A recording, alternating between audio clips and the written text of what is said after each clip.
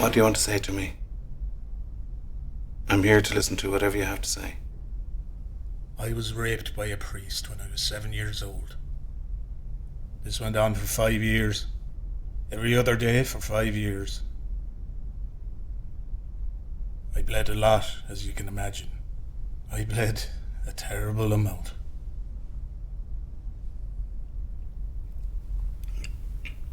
Have you spoken to anyone about this? I'm speaking to you now. I mean, have you sought professional help?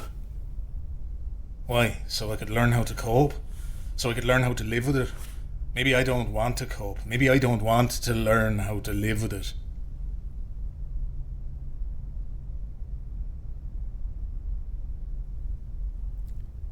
Why don't you make a formal complaint? You can testify. The man's dead.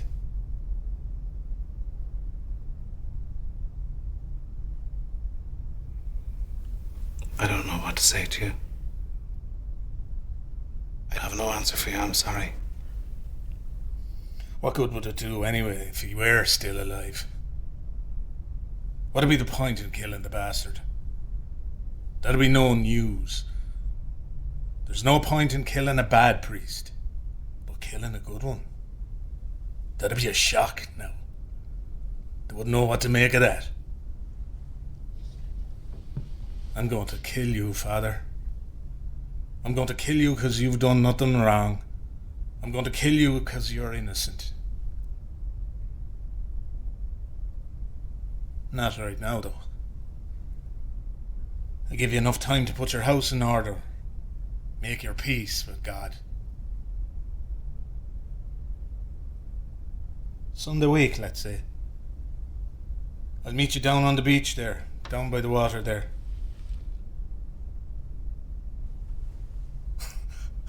Killing a priest on a Sunday.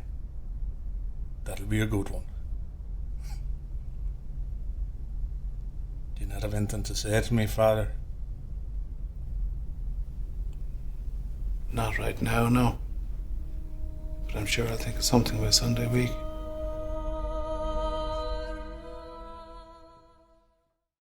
In the movie Calvary, of which we just watched the very beginning, Father James, played by Brendan Gleeson, finds himself at the receiving end of anger caused by what I would call ungodly religion. Moreover, during the COVID-19 pandemic, many people asked, "Where is God in all this?" The truth is that more and more people are questioning the role faith in God and religion should play in our society. In Ireland, where I live, the troublesome and complex relationship people have had with religion has been evident for many, many years. Because of all of this, I want to talk about religion and violence.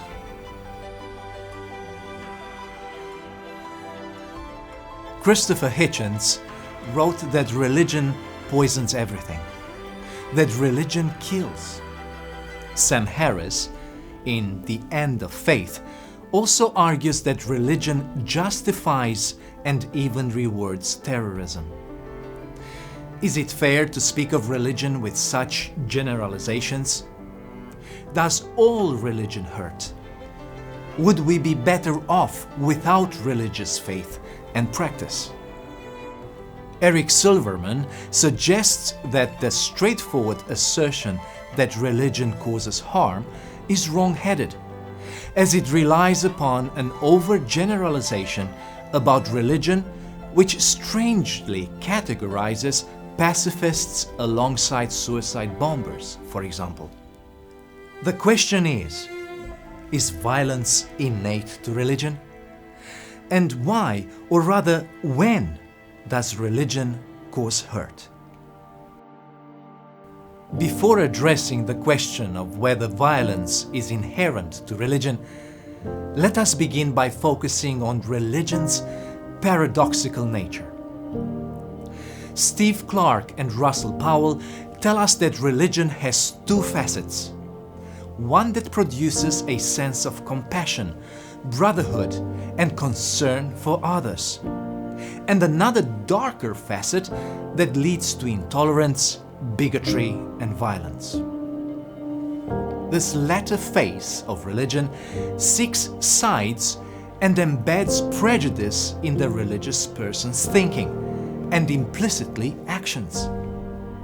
However, Clark and Powell differentiate between religion itself and religiosity, which they call the marker of contemporary prejudice.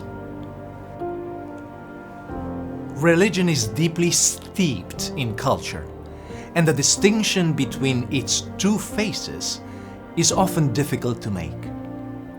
As Jonathan Sacks claimed, even when religions seek peace, it seems they want to achieve it on their own terms. Bhikkhu Parekh suggests that religion's dualism is a matter of transition. In other words, religion can turn bad. This turning bad seems to pose more questions than offer answers, as firstly, it implicitly assumes that religion is innately good, and secondly, highlights the challenge of perspectivism, as what for one is evil is for someone else divinely ordained. What is evident is that much evil has been perpetrated in the name of religion. As Charles Kimball contentiously says, it is somewhat trite, but nevertheless sadly true, to say that more wars have been waged, more people killed, and these days more evil perpetrated in the name of religion than by any other institutional force in human history. Certainties form the backbone of religious ideologies, and these are anchored mainly in sacred texts and rites. The propagation of varying worldviews through the internet and social media platforms has led to the erosion of trust in the authority of religious claims. Consequently, efforts are made to preserve or restore faith in the religious, and some of these efforts have been violent. So, is violence innate to religion? Harris believes that intolerance and violence are intrinsic of every creed.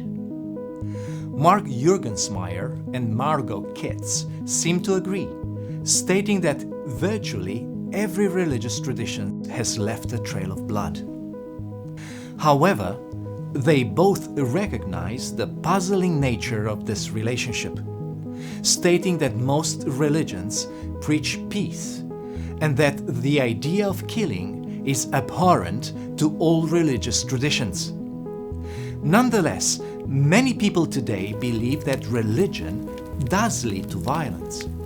And some go as far as to suggest that if religion were to be removed from today's geopolitical sphere, there would be less suffering in the world. And yet, the matter is much more complex than it appears to be. Juergensmeyer tells us that religious ideas and ideals are used to justify violent acts. He supports this idea by citing Bonhoeffer and Niebuhr, who developed theological justifications where violence in behalf of a righteous cause can be permitted. More interestingly, he then establishes that violence became easier to be justified ideologically when Christianity, for example, was elevated to the position of state religion, while Cicero, Ambrose, and Augustine all advocated the legitimacy of military force, provided it is proportionate and under certain conditions. Thomas Aquinas developed these ideas in the 13th century into the concept of holy war, which was later further developed by the liberation theology Christian theologians who argued that the Church can embrace a just revolution. All this suggests that religion in and of itself is not enough to explain religious violence. It does, however, provide one of the oldest motivations for political violence in the world. William Kavanagh goes as far as to say that the distinction between the religious and the secular is arbitrary, while Karen Armstrong suggests that when speaking of religious terrorism in particular, there is one area where everybody is in agreement. Terrorism is fundamentally and inherently political, even when other motives, religious, economic, or social, are involved. So when does religion hurt? When it becomes a vehicle for power, control, and revenge. When it is a push-pull factor for political agendas, ethnic conflicts, and territorial disputes. David Hume and economist Adam Smith debated the role of religion in violence, and Hume identified theological hate-mongering to be at the core of political instability, civil strife, and even civil war. Smith agreed, and surprisingly, advocated religious pluralism as a solution to sectarian violence. Reality today suggests that Smith's proposed solution was rather idealistic. But could it be that we should not renounce this idealism altogether and acknowledge commonalities and differences alike and then converse around them? Sachs agrees. While he foresees a bleak future where there will be more terror, more bloodshed, and further barbaric crimes against humanity, he also asks the question, can the world change? His answer is yes, citing as an example the changed relationship between Jews and Christians after the Holocaust. He further proposes a strategy which demarcates the roles religion and politics should play, and where education is paramount when he writes. We must put the same long-term planning into strengthening religious freedom as was put into the spread of religious extremism. If moderation and religious freedom are to prevail, we must train a generation of religious leaders and educators who embrace the world in its diversity and sacred texts in their maximal generosity. And this would be just the beginning. The construction of otherhood is another key in the process of when religion turns bad, when the other is vilified, demonized, dehumanized, and when alterity moves from constructing one's own identity and degrades into a destructive force. It is then that religion crosses the ideological border into violence, into extremism, which is its practical application. At that point, the aim is not merely to preach, to seek adherents, or to contribute to ideological alterity, but rather to use violence in order, as James Dingley says, to drive out the invader who disrupts the community. This is the process progression of religion being expressed in extremist ways. Pluralism threatens truth. That creates the need to protect community identity and preserve truth, tradition. That leads to various forms of fundamentalism, which could slip into ideological extremism, which is the preservation of truth and protection of community identity by elimination of error, which could then become manifest through violent extremism, proclamation of truth and expansion of community by elimination of the other. Now, let us return to the question of whether religion should be removed from the public sphere. Laurie Underwood doesn't believe that the removal of religion is the answer to the problem of religious violence.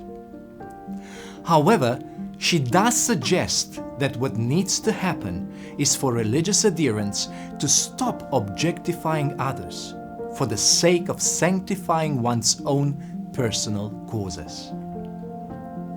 Sachs concurs. The problem of religion would be solved by depriving it of power. What happens, though, when religion returns in all its power, precisely because it answers questions to which science, politics, and economics offer no reply?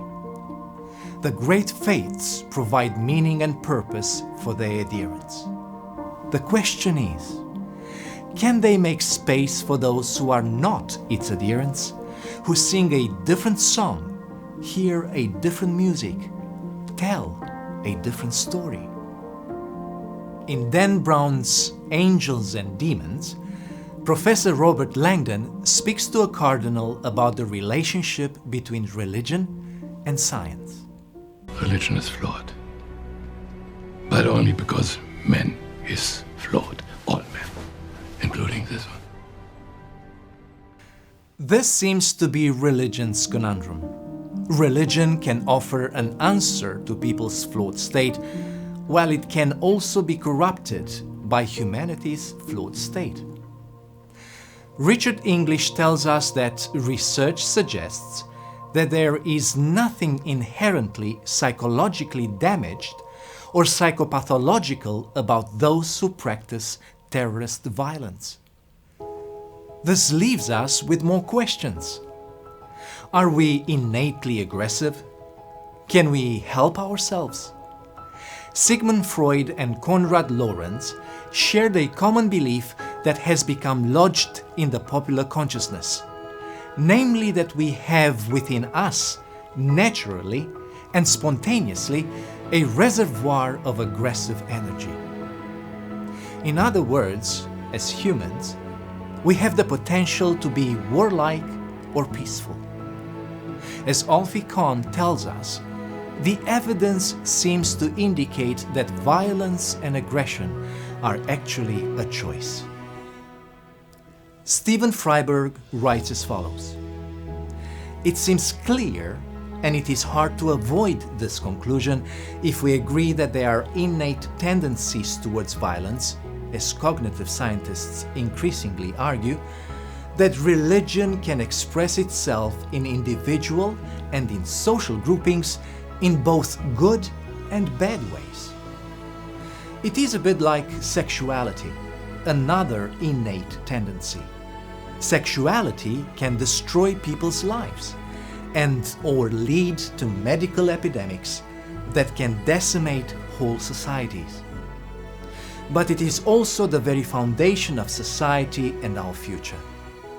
The question then, for our innate religious tendencies, is how they are to be expressed. Is it to be in a positive way, or is it to be in a negative form? The choice is ours, and the burden of world peace rests on your shoulders and mine."